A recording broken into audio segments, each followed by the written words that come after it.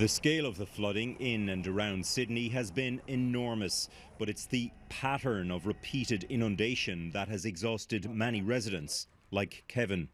It's all over. I'm going to move. Some have seen their communities flooded 2, 3 or even 4 times this year alone. Absolutely devastated. It's really hard. Scientists say the effects of the La Nina weather phenomenon and climate change have combined to cause this recurring nightmare. But some affected Aussies like Gay Peters reject the notion that man-made climate change is a factor. I think it's garbage. Sorry, it happens all the time. It's the flow, ebb and flow. Yeah, I don't believe it's anything to do with climate change whatsoever.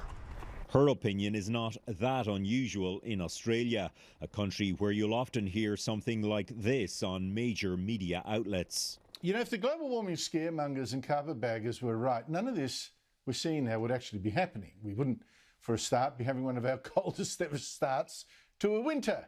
Climate activists say the media influence of Aussie-born Fox News founder Rupert Murdoch has delayed widespread acceptance of climate science.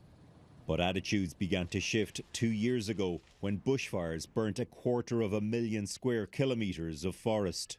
Because of the ongoing flooding on the East Coast and because of the relentless fire seasons that we're having, everyone is realising that climate change is here and now.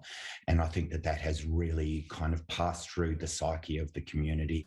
That was reflected too in May's elections. The opportunity for Australia to be a renewable energy superpower. New Prime Minister Anthony Albanese's emission reduction targets go further than his predecessor Scott Morrison, but reaching them will involve unpopular decisions.